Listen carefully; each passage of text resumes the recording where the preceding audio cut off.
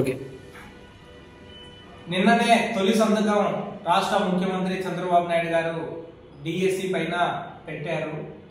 వాటికి డివైఎఫ్ఐ జిల్లా కమిటీగా కృతజ్ఞతలు తెలియజేస్తున్నాము. ప్రధానంగా చంద్రబాబు నాయుడు ఎన్నికల ముందు ఇచ్చినటువంటి హామీ ప్రకారం మెగా డిఎస్సి విడుదల చేస్తానని చెప్పాడు.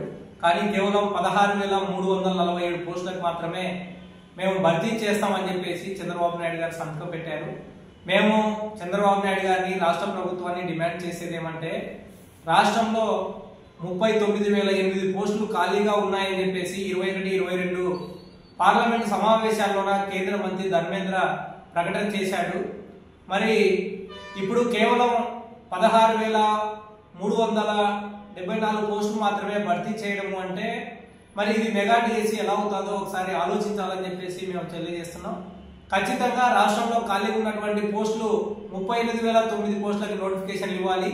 కనీసం మొదటి దఫాగా ఇప్పుడు ఇచ్చేటటువంటి నోటిఫికేషన్ లోన 25,000 పోస్టులు ఉండాలని చెప్పేసి మేము డిమాండ్ చేస్తున్నాం.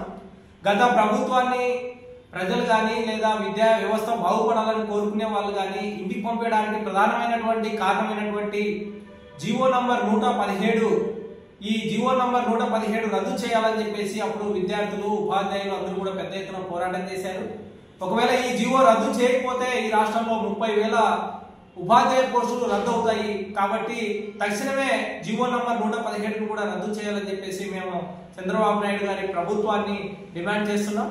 అట్లనే పదవి విరమణ వయసుని 62 ఏళ్ళకి పెంచినప్పుడు మా ప్రభుత్వం వస్తే ఖచ్చితంగా పదవి విరమణ వయసు తగ్గిస్తామని చెప్పేసి చెప్పారు. రాష్ట్రంలో, దేశంలోనే ఎక్కడ లేనంత నిరుద్యోగం పెరిగింది. 20% నిరుద్యోగం రాష్ట్రంలో ఉందని చెప్పినటువంటి చంద్రబాబు నాయుడు గారు మరి పోస్టులు రద్దు అయినటువంటి జీవోని రద్దు చేయడం కానీ, పదవి విరమణ వయసుని తగ్గించడం దానిపైన కానీ ఇప్పటిదాకా స్పందించలేదు. దానిపైన స్పందించాలని చెప్పేసి మేము డిమాండ్ చేస్తున్నాం. దీంతో పాటు గత ప్రభుత్వం ఇచ్చినటువంటి డిఎస్సి లోన అప్రెంటిస్ విధానాన్ని ఎన్నో ఏళ్లుగా ఉద్యోగులు పోరాడి రద్దు చేయించుకున్నారు. తిరిగి మళ్ళీ అప్రెంటిస్ విధానాన్ని తిరిగి ప్రవేశపెట్టారు. అప్రెంటిస్ ను కూడా రద్దు చేయాలని చెప్పేసి మేము డిమాండ్ చేస్తున్నాం.